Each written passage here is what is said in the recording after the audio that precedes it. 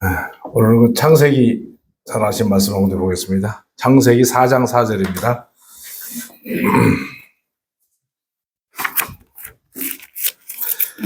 창세기 4장 4절 말씀 제가 봉독해 올리겠습니다. 아벨은 자기도 양의 새끼와 첫 새끼와 그 기름으로 드렸더니 여호와께서 아벨과 그의 제물은 받으셨으나, 한 절만 보고 그 다음에 히브리서에서 보겠습니다. 신약성경 히브리서 9장에서 보겠습니다. 히브리서 9장 찾았으면 아까 예배 시간에 봤던 말씀인데요. 히브리서 9장 11절 12절 두 절을 봉독해 올리겠습니다. 히브리서 9장 11절 12절 그리스도께서는 장래 좋은 일에 대제사장으로 오사 손으로 짓지 아니한 것 곧 이 창조에 속하지 아니한 더 크고 온전한 장막으로 말미암아 염소와 송아지의 피로 하지 아니하고 오직 자기 피로 영원한 속죄를 이루사 단번에 성소에 들어가셨느니라. 이 굉장히 우리가 잘 아는 말씀이고 또 굉장히 중요한 말씀입니다.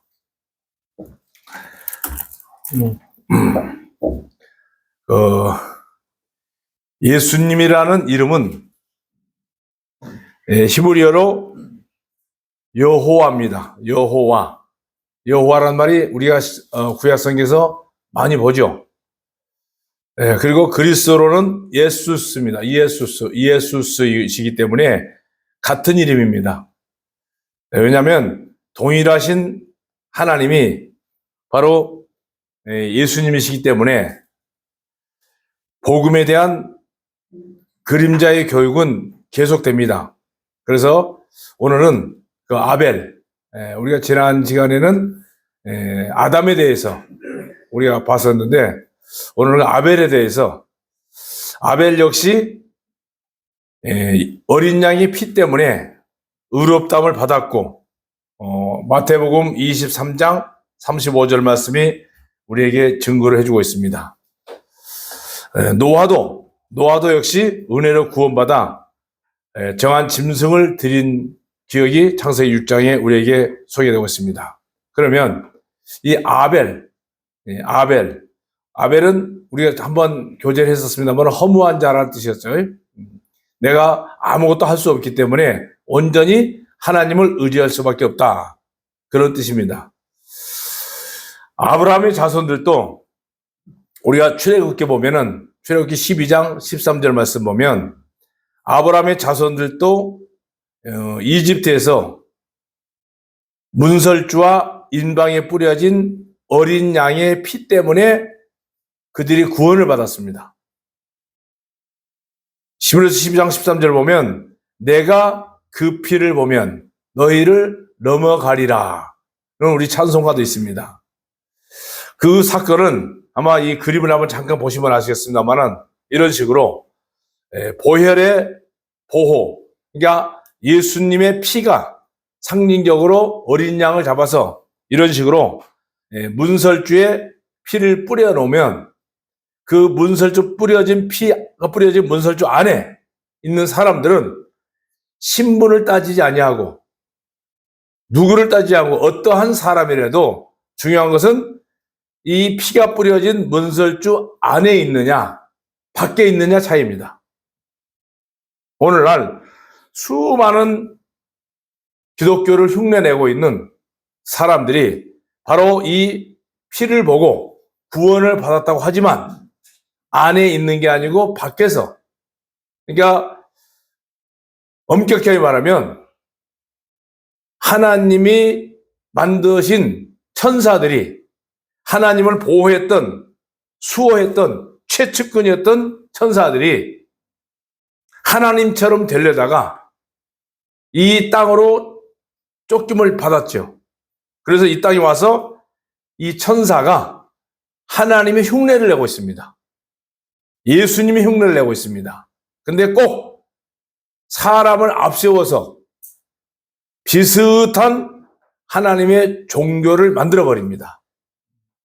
하나님은 종교를 만드신 적은 없습니다. 신앙이죠, 신앙. 따르게끔 한 거고, 종교는 최고의 고도의 학문인데 사람이 이룰 수 없는 것을 만들어 놓고 스스로 이뤄보려고 애를 씁니다. 쉽게 얘기하면은 이 문설주 피를 뿌린 안으로 그냥 들어가는 데는 아무 조건이 없어요. 물론 여기서 이제 섞여 나온 무리들도 있습니다만은, 근데 이 밖에서 아무리 훌륭한 종교 지도자들도 이 밖에 있을 때는 아무 소용이 없어요. 노아의 방주 안에 내가 탔느냐, 노아의 방주 밖에서 훌륭한 종교 생활을 하느냐, 그 차이점입니다. 그래서 이 문설주에 피 발린 게 이게 굉장히 중요합니다. 유월절이라는 뜻이 뭡니까? 패스오버, 넘어갔다. 모든 죄가 다 넘어가 버린 날입니다. 우리 개인적인 유월절은 언제입니까? 내가 내 안에 그리스도가 나를 찾아오셨을 때 언제입니까? 나의 죄 때문에 그분이 희생을 당하시고 저주를 당하시고 내가 받을 저주를 다 받으시고 죽으시고 부활하시고 승천하셔서 이 땅에 몸된 교회를 나를 위해서 세워놓으셨다는 사실이 완벽하게 다 믿어졌을 때 주님은 내 안에 찾아오십니다. 그 이후로는 아무것도 우리가 히브리서에 보면 알지만 죄를 위하여서 더 이상은 제사를 드려야 될 이유가 전혀 없어져 버립니다. 피 흘림이 없으면 우리가 이 22절 한번 잘 보세요. 히브리서 성경을 보면 조금 애매한 부분이 있습니다. 히브리서 10장 22절 한번 찾아보세요. 아까 찾았으니까 9장 찾으셨으면 바로 9장 22절. 거기 보면 우리나라 성경에 조금 애매하게 잘못된 부분이 있습니다. 9장 22절 보면 이런 말씀이 있죠. 율법을 따라 거의 모든 물건이 피로써 정결하게 되나니 피 흘림이 없은즉, 그 다음에 뭐라고 써있어요? 그 죄는 빠져버렸습니다. 뭐를 사함 만든다는 거예요? 그죠? 네. 죄 사함입니다. 피 흘림이 없은즉, 우리 한국 성경을 보면 군데군데 조금 애매모호하게 성경을 번역해 놓은 데가 들어 있습니다. 분명히 피 흘림이 없은즉 죄 사함이 없는 겁니다. 첫 의원인 율법으로도 육신의 죄들과 영혼의 죄들을 사함받는 방법은 처음에는 짐승의 피였어요. 모든 짐승들의 희생물들은 교훈은 바로 뭐예요? 피 흘림이 없은즉 죄 사함이 없다는 진리를 가르치고 있습니다. 여러분 잘 아시는 대로 열왕기상을 보면요, 이런 거 많이 아시죠? 종교에서 많이 합니다. 1000번째 해가지고 1000번째 헌금을 가르칩니다. 1000번 헌금을 하면 하나님이 나타나서 나에게 응답을 주신다는 애매모호한 종교 지도자들의 참 해석 때문에 많은 분들이 1000번 제사를 드리는 헌금을 많이 합니다. 이렇게 하면 헌금은 많이 나와요. 모든 절기가 다 예수님인데 다 헌금으로 맞춰버립니다. 자, 솔로몬 시대에는 1000번째 희생물을 드렸는데 1000이라는 숫자는 충만의 숫자입니다. 여러분 요한계시록 보면 14만 4천이라는 말이 나오잖아요. 14만 4천. 구약의 야곱의 제자들, 자녀들이 몇이죠? 12제자, 12명이죠. 그 다음에 예수님의 제자가 12명. 12, 12 곱하기 하면 144가 나옵니다. 거기다가 충만의 숫자, 선을 더하면 바로 14만 4천인데, 신구약의 완벽한 구원받은 그리스도인들의 모습을 오늘날 이상한 종교는 자기들의 안에 들어와서 14만 4천 안에 들어와야 구원을 이룬다는 애매모호한 성경 해석자들도 있습니다. 충만의 숫자로서 셀 수 없는 수많은 죄들을 사함받기 위해서 흘린 그 주님의 피를 상징합니다. 그러면 이 솔로몬의 성전, 희생제사 이 자체가 뭡니까? 이 자체도 전부 다 피 흘림이 없으면 죄사함이 없다는 내용을 보여주고 있습니다. 우리가 구약시대에도 죄를 지면, 죄는 분명히 내가 졌는데 짐승 잡죠. 그러니까 짐승은 죄가 없습니다. 하나님 앞에 짓는 죄는 인간들이 지었지, 짐승은 죄가 없기 때문에 죄 없으신 예수님을 표현하신 것으로 피 흘림이 없은즉 죄 사함이 없다는 말씀을 좀 기억해야 됩니다. 근데 우리 성경을 보면 죄가 빠져버렸죠. 거기다 빨간 볼펜으로 죄를 써서 넣어놓으면 읽기가 좋아요. 자, 이게 갈라디아서에 보면 이런 말씀이 있잖아요. 때가 차니까 하나님께서 자신의 아들을 희생물로 주시려고 율법 아래 나게 하셨고, 예수님은 모태에서 잉태하실 때에 예수님 이름 자체가 아들을 낳으리니 이름을 예수라 해라. 이는 자기 백성을 저희 죄에서 구원할 자라고, 이름 자체가 구원자입니다. 예수님 이름 자체가. 구원 얘기를 하면 사람들이 구원파라고 하지만 예수님이 구원파의 교주입니다. 그렇게 따지면. 그죠? 예수님 이름 자체가 구원이기 때문에. 이제 예수님의 그 탄생이 굉장히 성스럽잖아요. 누가복음 2장 11절 보면 다윗의 동네에 너희를 위하여 구주가 나셨으니 곧 그리스도 주시다. 누가복음 2장 11절 말씀, 그런 말씀이 있죠. 자, 우리 예수님께서 오셔서 하신 말씀 중에 이런 말씀을 하셨죠. 인자가 온 것은 누구한테 섬김을 받으러 오는 게 아니고 도리어 섬기려 하고 많은 사람을 위하여 자기 생명을 대신 속죄물로 내어주시려고 오셨다. 그래서 하나님께서는 창조 전부터 예비하신, 그러니까 창세기의 태초에 하나님이 천지를 창조하신 것은 이미 창세전에 계획하셨던 이 땅에 교회를 이루기 위한 가장 기초사업이 천지창조예요. 기초사업. 그래서 천지를 창조하신 창세기 1장에서도 자세하게 한마디 한마디 보면 전부 예수님께서 오셔서 무엇을 이룰 것인가를 얘기한 게 창세기 1장입니다. 그러니까 우리가 일반 책을 이렇게 보면 가장 먼저 보면 플로로그라고 요즘에는 머릿말을 먼저 읽잖아요. 머릿말을 읽으면 그 책에 대한 핵심이 머릿말 속에 다 들어있어요. 그 다음에 목차가 있고, 그 머릿말이 성경 66권 전체의 머릿말이 바로 창세기 1장이거든요. 창세기 1장을 잘 유심히 보면 예수님께서 재림하실 때 어떻게 오시겠다는 장면까지 창세기 1장에 우리가 다 교제를 했었습니다. 수요일날로. 그래서 하나님께서는 창조 전에 죄사함으로 말미암은 구원이 이루어져서 반드시 이 땅에 하나님의 몸된 교회는 이미 창세 전에 계획하셨던 하나님의 훌륭한 작품이었다. 우리가 잘 아는 마태복음 26장 28절. 이것이 죄들을 사함받기 위하여 많은 사람을 위하여 흘리는 피, 곧 뭐라고 그러세요? 새 언약의 피. 그러니까 예수님이 이 땅에 오시기 전까지는 뭐였어요? 짐승을 잡아서 제사를 지냈어요. 그러나 정확하신 계획대로 6월절이 시작되는 저녁에 유언을 하셨는데 그게 바로 6월절이 최후의 만찬이었어요. 뭐라고 했습니까?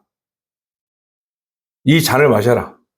이 잔은 너희를 죄들을 위하여서 사함받기 위한 내 피라고 그랬습니다. 이게 뭐하고 똑같습니까? 바로 아까 우리가 구약세계에 했던 어둡고 두려웠던 하늘도 깜깜했고 해가 어두워지고 바위가 터진 그날. 잘 보세요. 머리에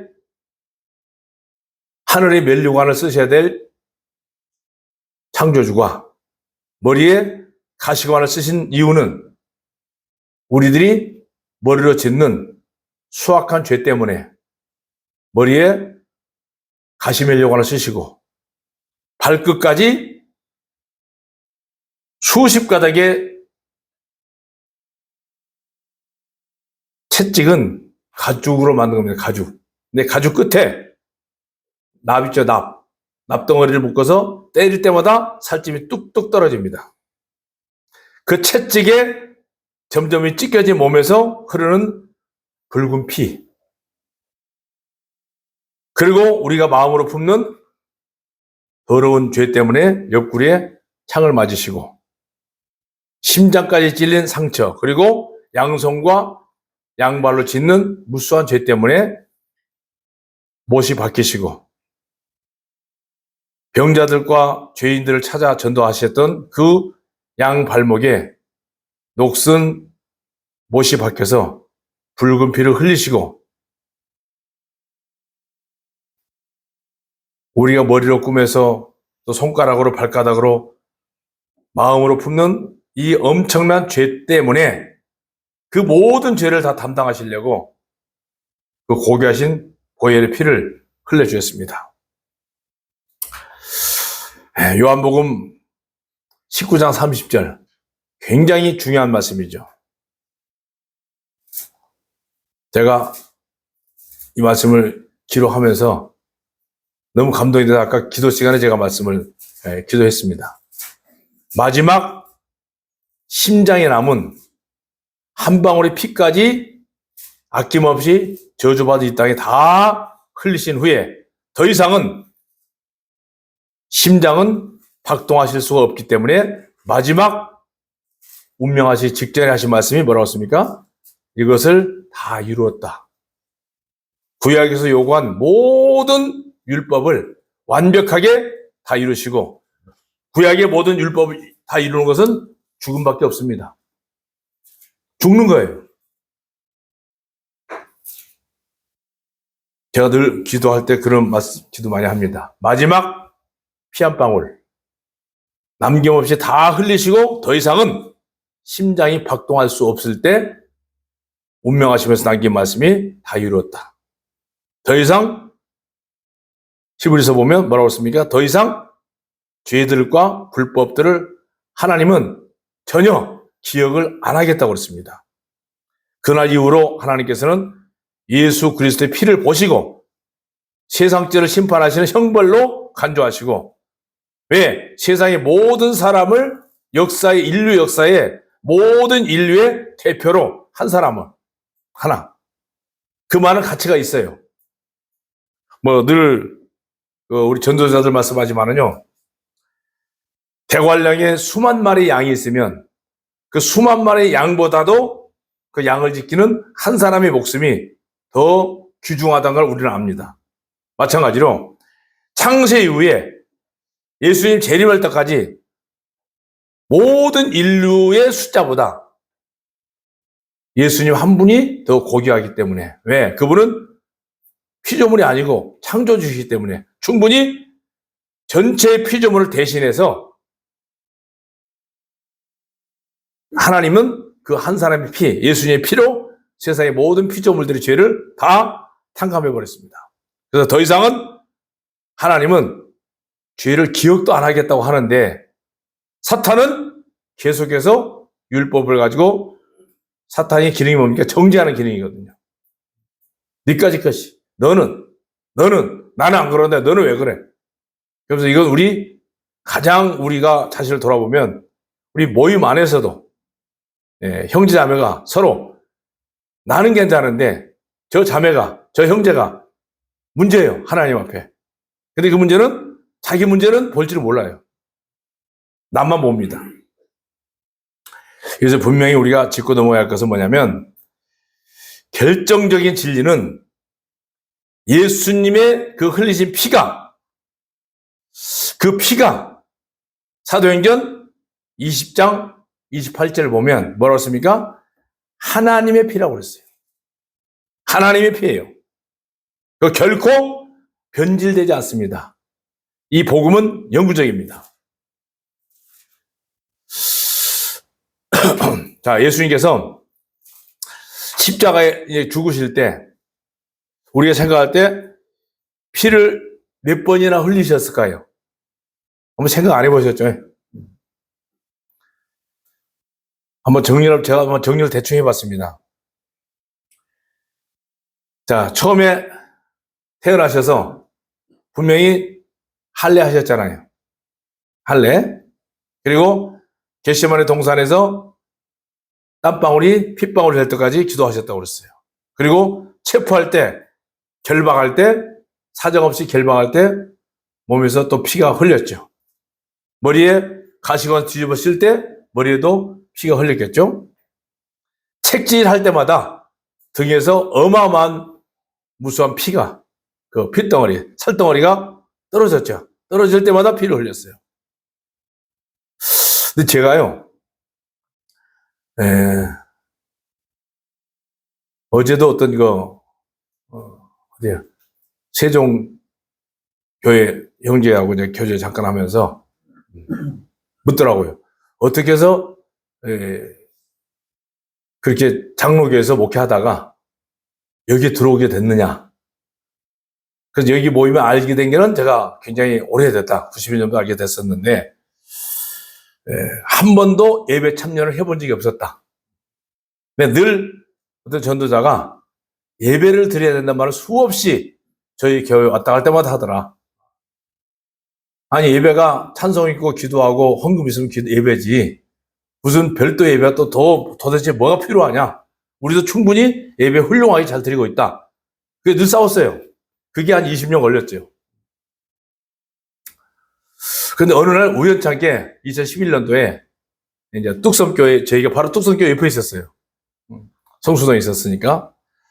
바로 옆에다 두고 그렇게 이제 좀 이렇게 논쟁을 했었죠. 2010년도 마지막 주간에 이제 해가 바뀌는 주간이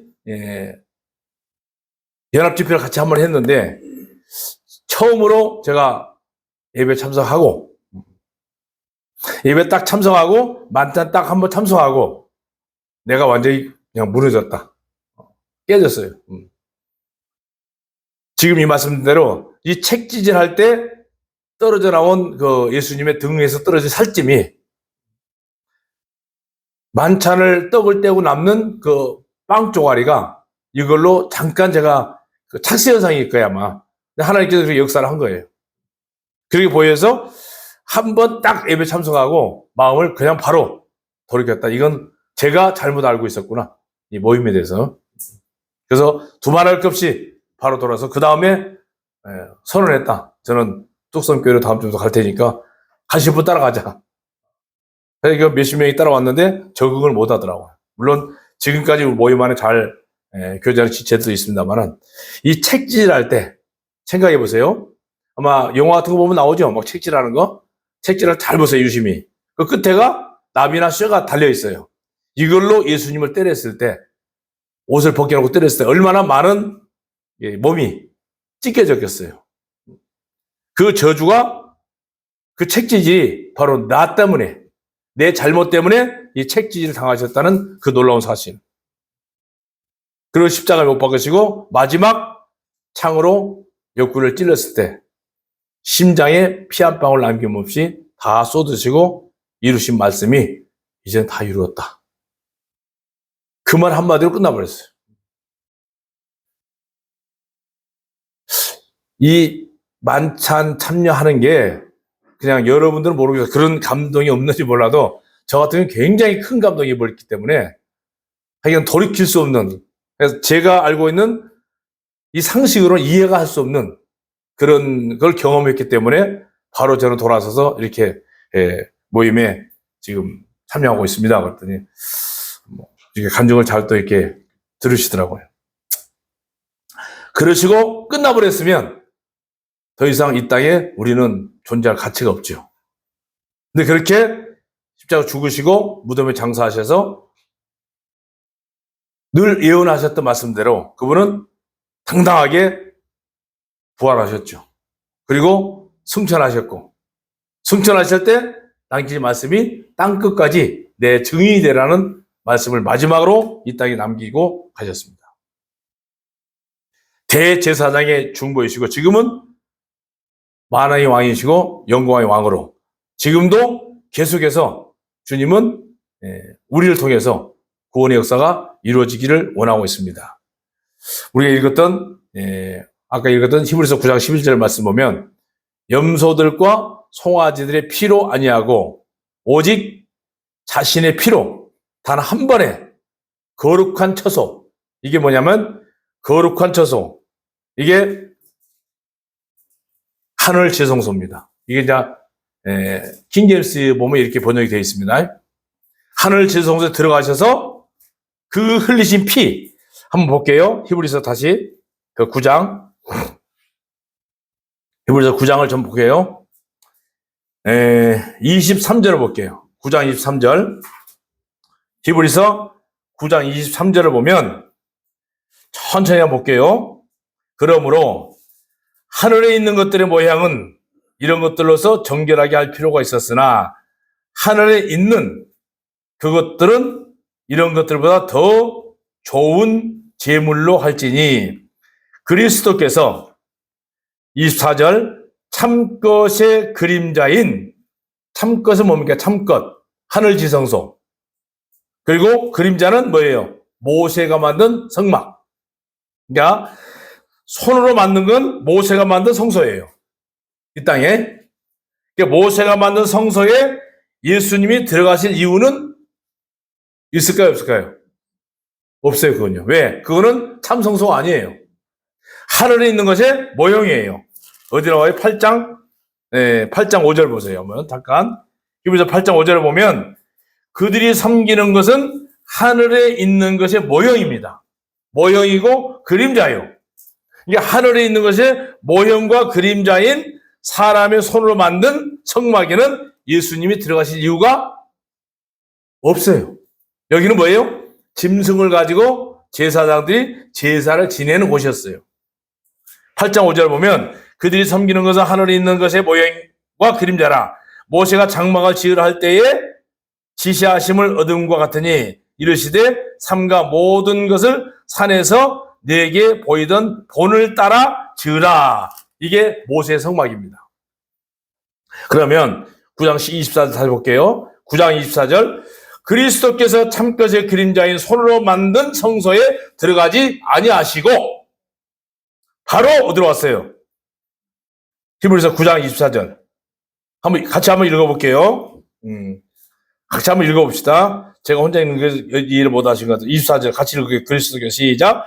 그리스도께서는 참것의 그림자인 손으로 만든 성소에 들어가지 아니하시고 바로 어디로 갔어요? 바로 그 하늘에 들어가사 뭐하러 가셨을까요? 예수님의 피를 거기다 뿌리기 위해서 가신 거예요. 들어가서 이제 우리를 위하여 하나님 앞에 나타나시고 25절을 보면 대제사장이 해마다 다른 것의 피로서 성소에 들어가는 것 같이 자주 자기를 드리려고 아니하시고 한 번에 끝나버렸어요. 26절에 보면 그리라 하면 그가 세상에 창조할 때부터 자주 권한을 받아야 할 것이로되 이제 자기를 단번에 제물로 드려 죄를 없이 하시려고 세상 끝에 나타나셨다. 단 한 번에 하늘 지성소에 하나님의 피가 뿌려졌을 때 하나님의 피입니다. 뿌려졌을 때 이 세상에는 더 이상 죄를 존재하지도 않고 하나님의 눈에는 죄가 보이지도 않고 죄와는 전혀 상관이 없습니다. 자, 그래서 하늘 보좌 위에 뿌려진 그 피는 그날부터 오늘까지 아니 영원토록 살아계셔서 우리를 위해 증언하시는 말씀의 피입니다. 하나님께서 그 살아있는 피를 보시고 오늘 바로 저와 여러분들을 하나님의 자녀로 여기시고 죄 없는 아까 어떤 형님 기도하셨습니다만 당당한 우리는 당당하지 못해요. 그러나 하나님께서 당당하게 의로운 성도로 아주 보배로운 보물로 보고 계시고 예수님은 지금도 어디 계세요? 히브리서 4장 10절에 보면 그러므로 우리는 긍휼하심을 받고 때를 따라 돕는 은혜를 얻기 위하여 은혜의 보좌 앞에 담대히 나갔다. 이 은혜의 보좌가 어디입니까? 은혜의 보좌가 바로 예수님이 피로 값주고 사신 교회입니다. 우리 모임이에요. 그 히브리서 4장 하나 더 볼게요.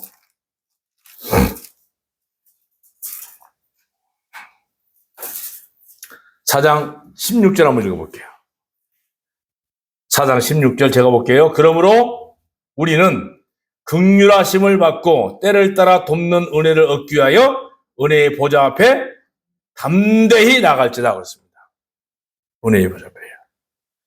그래서 우리가 이런 찬송 많이 하죠.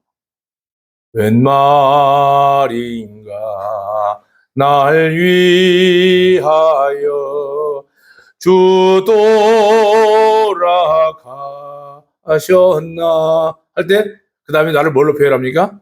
이 벌레 같은 날 위에 큰 해 받으셨네. 그 다음에 내 범한 죄. 우리가 얼마나 죄를 많이 지었습니까? 특별히 머리로, 또 말로, 마음으로 어마어마하게 범한 죄 때문에 채찍을 맞으시고 가시관 쓰시고 옆구리에 창을 맞으시고 마지막 피 한 방울 남김없이 쏟아졌을 때 더 이상 심장이 뛸 수 없을 정도로 피 한 방울 마지막 쏟아졌을 때 드디어 하신 말씀이 율법의 저주를 내가 다 받았다 그 말입니다. 다 이뤘다는 말은 네가 받아야 될 저주를 내가 다 받았어. 그래서 내 범한 죄 다 짊어지시고 못 박히셨으니 웬일인가 웬은행가 그 사랑 크시라. 우리가 이 가사에 별로 관심 없이 불렀지만 내용을 예수님께서 왜 죽어야 될 이유는 전혀 없잖아요. 왜 죽으셨어요? 바로 내 죄 때문에, 내 범한 죄 때문에. 마지막 볼게요. 그 영광스러운 가시관을 쓰셨을 때 머리털 사이로 흐르는 주님의 고귀한 피. 한번 읽어보실래요? 한번 같이 읽어보자. 그 영광 시작. 그 영광스러운 머리털 사이로 흐르는 보혈. 뭐예요? 내 잔머리로 지은 죄들이 도말되었도다. 그리고 부드러우신 손과 발목, 그 심장에서 흐르는 붉은 피가 잘못됐습니다. 죄송합니다. 붉은 피. 붉으디 맞아요. 붉으디 붉은 피는 검디 검은 내 가슴에 엉킨 죄들을 눈처럼 다 씻었고 늘 울어도 눈물로써 목 갚을 줄 알기에 마음과 몸밖에 드릴 게 없어 이 마음 바칩니다. 이 한 생명 주님을 위해서 드리겠습니다. 이 고귀한 주님의 죽으심이 그냥 한 사람 죽는 거하고 차원이 다르죠. 천지를 창조하셨고 우리의 안고 성까지 다 보시는 그분이 왜 죽으셨느냐? 우리가 얼마나 잔머리 많이 씁니까? 교회 안에서도 헌금 하나를 드려도 세상을 위해서 이 생각 저 생각 하다가 드려질 때가 많습니다. 이게 잔머리입니다. 주님은 그런 거 다 따지지 않고 이런 죄 때문에 그 머리에 가시관을 쓰시고 옆구리에 창을 맞으시고 양손과 양발에 대못을 박이시고 마지막 피 한 방울 나 때문에 다 흘리시고 심장이 멈출 수 더 이상 박동하지 않을 때 그분이 하신 말씀 다 이루었다. 네 죄는 더 이상 묻지도 않고 따지지도 않겠다. 이 말씀을 잘 기억하시면서 우리가 사는 동안에 이 주님의 영광을, 주님 은혜를 잊지 않고 사시는 저 여러분들 되셨으면 좋겠습니다. 잠깐 기도하시겠습니다. 살아계신 아버지 하나님, 머리끝에서 발끝까지 나면서부터 죄악 중에 잉태하였고 죄악 덩어리뿐인 저희들을 불쌍히 여기시고 지옥의 끔찍한 그곳을 가지 않도록 우리를 사랑하시기 위해서 사람의 모습으로, 사람의 형상으로 이 땅에 오셔서 내가 받아야 될 무수한 저주를, 핍박을 대신 받으시고 우리의 모든 허물과 죄악을 다 무덤에 묻어버리고 이제는 더 이상 묻지도 않고 따지지 않고 부활하셔서 사탄의 권세를 이기시고 보혜사 성령을 이 땅에 보내셔서 주의 몸된 교회를 세우시고 또 교회를 통해서 놀라운 진리의 복음을 다시 듣게 하시고 되새김질할 수 있는 귀한 시간 허락하심을 감사를 드립니다. 우리 삶을 사는 날까지 이 주님의 고귀한 음성을 멀리하지 않고 또 주의 몸된 교회를 주님을 섬기는 마음으로 형제자매를 섬길 수 있는 저희들 될 수 있도록 주님 인도하여 주시옵기를 원하오며 존귀하신 예수님 이름 받들어 감사하며 기도하옵나이다. 아멘. 감사합니다.